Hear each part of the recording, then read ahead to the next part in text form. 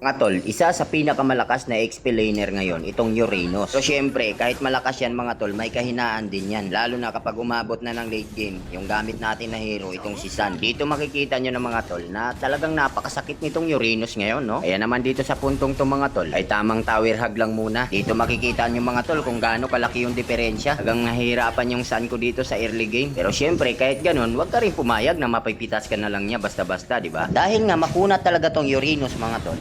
Maganda mong gawin dito ay target mo na lang yung ibang kasama niya. Diyan sa mga yan mga tol, mabilis kang makagain ng gold dyan. Nagbabalak pang tumakas tong Nana mga tol. Akala niya siguro ay matatakasan niya pa ako. Kaya naman dito mga tol, nampas ko na ito para mas mabilis yung kanyang pag-recall. O sabay alis na parang nating hapin mga tol. Ito sa puntong to mga tol, wala nang hadlang. Kaya naman malaya akong basagin tong tori nila dito mga tol. Tapos dito mga tol, muli kong sinubukan yung Uranus. Bay titingnan ko lang kung talagang kakayanin ko na. Ngunit talagang makunat talaga mga tol. Kaya syempre para hindi ako mabigyan mga tol, agad na akong tumakas dito. Importante kasi yun mga tol, na wag kang mapipitas. Lalo na't alam mo sa sarili mo, na kulang pa talaga yung damage mo. Ay dito, dikit sa pader mga tol, hindi ka na masusundan yan. Lang din talaga kagandahan kay Sun, pagdating sa pagtakas ay kayang-kaya niya. Ay kita nyo na naman mga tol, sinuwerte pa oh. Ay nasalubong ko pa yung Cobra. Kaya naman dito ay pinagpahinga muna namin yung Cobra mga tol. Dito mga tol, naantay ko magkamali itong si Boy Negro. Na naman, mabigyan ako ng pagkakataon mga tol. Abay agad kong pinagpahinga to. Aba, gusto mo pa tumakas. Tapos dito, napansin ko itong Goshen mga tol. Pansin ko na medyo hindi na healthy ang buhay nito. Naman kahit nasa Tori abay pinasok ko na. Grabe ba, nag-uumapaw ba naman ako sa lakas ngayon? Siyempre dahil dalawang makukunat na yan, abay tumakas na muna tayo. Pero teka nga, pasilip nga, mukhang nandito si Bunanak ah. Nak ng 10 karabaw. Bunanak sana yung target ko eh mga tol. Wow, abay nabigyan pa ata ako rito. Hala, sige, takbo. Sana makatakas pa tayo. Grabe, swerte talaga oh. Ay, salamat naman. Buti nakatakas pa. Dito habang ako ay nagtatago mga tol, napansin ko itong Uranus at itong Bunanak. Naman, kitang-kita nyo mga tol sa pagpalo ko ay tapos ang buhay ng dalawang to. Ito mga tol, di ko inaasahan yung mga sumunod na nangyari. Abay meron palang mga kalaban dito mga tol at kitang-kita po ninyo kung paano ako pagtulungan ng mga to. Dahil nga nag-uumapaw ako sa lakas mga tol. Naman kitang-kita nyo kung paano ko sila takasan. Muntik-muntikan na rin talaga ako doon mga tol. Yan mga naman ang pagkakataon. Ay kahit sana ako magtungo mga tol, lagi na lang akong nakakasalubong. Nit sa bawat pagkakataon na yun mga tol, yung mga kalaban pa ang nabibigyan ko. Mga yung sabi ni Boss Fuego mga tol. Maganda lang ang Uranus. Ang mga nagiging kakampi nito ay hindi naging pabigat sa laban. Naman dito sa sagupaan namin na to mga tol. Bay, tinuruan ko na ng leksyon yung Uranus mga tol. Tapos nagpupumilit pang tumakas yung Cobra. Talagang makapit yan. Cobra, hindi ka na makakawala dyan. Oh, what a nice. It's another triple kill. Yung mga tol ay muli na naman natin nakamit ang tagumpay.